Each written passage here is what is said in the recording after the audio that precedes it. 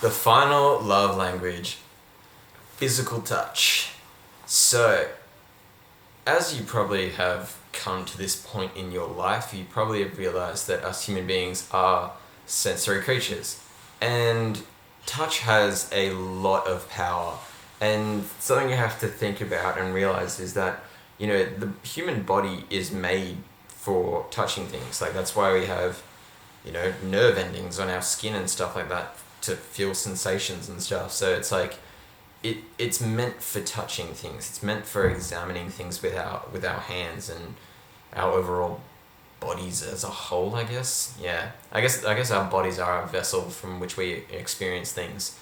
And for people who have physical touch as their primary love language, it's not like people tend to always jump to, oh, well, that just means sex.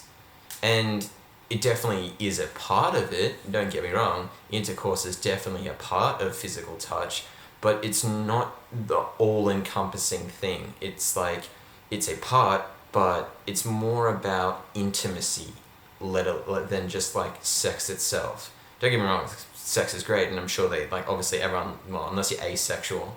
So I'm going to take a moment to just have a go at people that are asexual for no other reason besides I hate the name asexual, because I've always come from a scientific biology sense where in biology, asexual means it has the capacity to reproduce with itself. But then people say that they're asexual, meaning they're not interested in sex, which I'm just like, no, that isn't what that actually means. I don't know why that annoys me, but it does for some reason. It's like, you miscategorize that so poorly, but now it's just kind of stuck and people just use it, so whatever. But, most people tend to enjoy sex, and hugely important, but even more so for people who have physical touch as their primary love language, but there's more to it. So physical touch can literally just be like a hand on a shoulder, no, God, or like a hand on a knee, but not in that creepy way. Like, obviously you have to be in the relationship with the person and be at a certain point where that's all okay. But, holding hands, massages, even just kind of like, cuddling on the couch and just kind of falling asleep together like that. That's all parts of physical touch. So, and all of them are super important. Like, I wouldn't say any one of them isn't as important as any other one. I wouldn't say any of them are more important than sex, even though some people might argue, but whatever. Because I feel like those things build into the eventual apex, which would be sex. And so that's something you need to understand and recognize. And I think when it comes to someone who has a primary love language as physical touch, sometimes when we're not really vibing our partner at the time, we tend to kind of retreat away from them.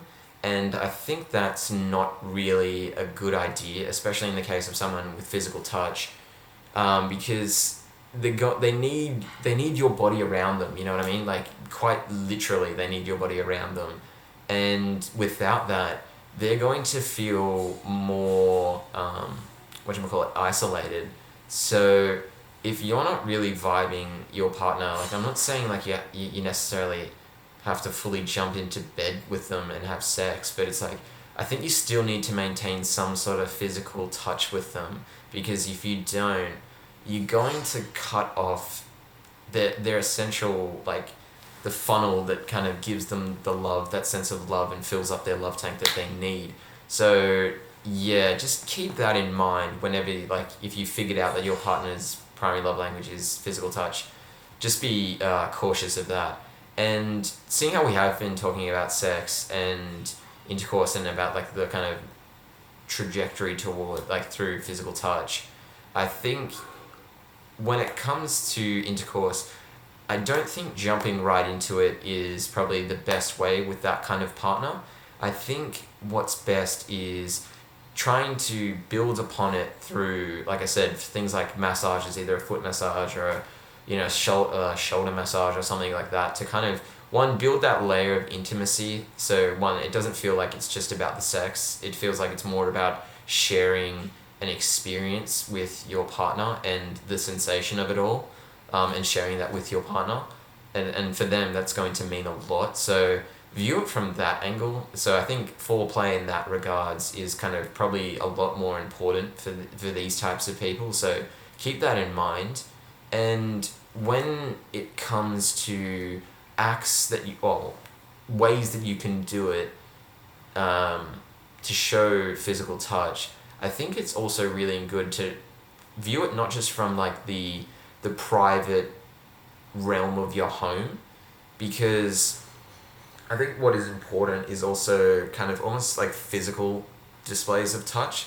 So it doesn't have to be anything crazy. It could literally just be like when you're going shopping together, holding hands. Like, I know it sounds corny and very like, typical Hollywood movie love story-esque, but for these people it actually kind of means a whole lot to them. And if this person does mean a lot to you, and you care about this person, holding hands is a very whatchamacallit, it doesn't cost much, or like it doesn't require a lot out of you, but it might mean a lot for them. And I think that's important to understand.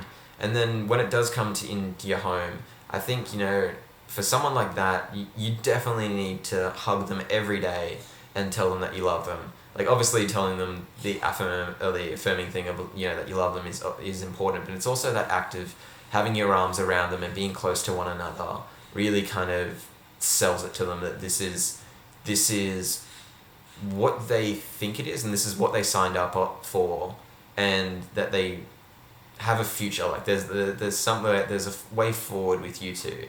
You know what I mean? That there's a joint path that both of you can go down and get a lot of joy out of life together. And I think that's what kind of really sells it to them, to these types of people, if their love language is physical touch, is that kind of daily reminder through the senses of their body that you love them, and that this is right. And another thing is, when you're either visiting family or friends, or maybe friends or family are visiting, don't forget to still employ physical touch. Like, obviously it can't be overtly sexual, because might be a bit tad weird, but I don't know how your friends and family work, so your dynamics of you to figure out. But even just a hand on the shoulder, or just kind of having an arm around each other, or something like that, it proclaims to other people that you two are in a good state, and to them, this is your person. Like, this person is the person I'm bonded with. Like, they mean a lot to me, and that kind of touch also feels good for them, in a sensory way, but also that mental idea of this person, like, not in a weird ownership way, like I own this person, but it kind of, like I said, shows that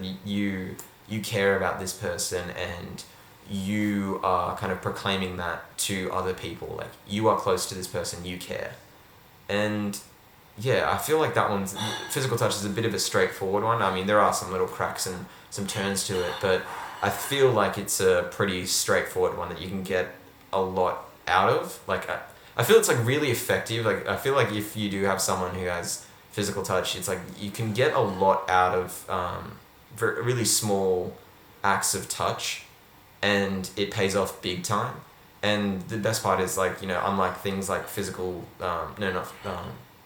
gifts, it doesn't cost money or anything. It's literally just your own body is the cost, and just being the heat of your own body is literally the cost. So it's just it's kind of a real sweet one. It's I'd say it's one of the more traditional kind of sense, more traditional sense around what a relationship is, and what it's all about. And I think even if people's primary love language isn't touch, either of the partners, I feel like a lot of people in their relationship, as time goes along, they kind of lose that touch, and I feel that really does impact that relationship, because like I said at the beginning, we are these sensory creatures, and we crave that kind of physical touch. So even if your partner, and like I've said with all of them, everyone has a bit of all the love languages in them, but they tend to have usually a primary one. But let's bring back touch into relationships, and just see what it does for you. And like I said, if you don't know what your partner's love language is, explore all the different options we've talked about and see what works and see what gets the best results. And then if you have noticed one or two love languages that kind of really seem to get a really good response, kind of focus on those two, or like those ones that get the best response, and then kind of isolate yourself, well, not isolate, but like focus on those two, and then see if you go even further, if you can determine, because someone might have a primary and secondary, but obviously the primary is going to be the biggest score winner.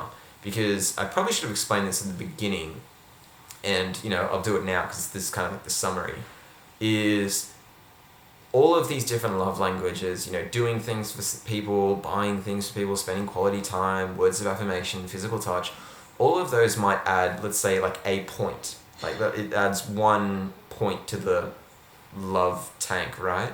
But if you speak in the love language that is their primary one, it's almost like a multiplier. Instead of doing that one act that gets you that +1 point, it's like doing that one act gives you maybe +5 or like +10 or something like that.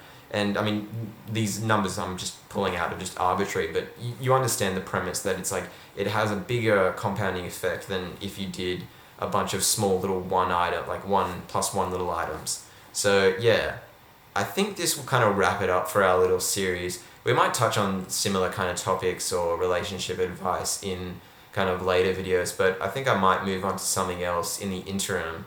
But yeah, I hope you've kind of absorbed this information and use it to improve yourself and your relationship that you're in, because I mean, you're going to spend a lot of time with that person, even if it doesn't end up working out or whatever. But when you're in a relationship, you end up spending a lot of time with that person, so you may as well try and make it the most cooperative. Oh, well, maybe not cooperative. Oh, well, I guess it is cooperative in a way, but like you may as well make it the most of it. You know what I mean? And at that point, if it does fall apart, you can at least say that you really did give it your best shot. And everything you do always teaches you something for teaches yourself lessons for your next relationship. So although it may not have worked out in the current one or the one that you had before, yeah, and actually that's something that's also you can do. You look in your past relationships and see if any of those signs were there where you or the partner wasn't accommodating your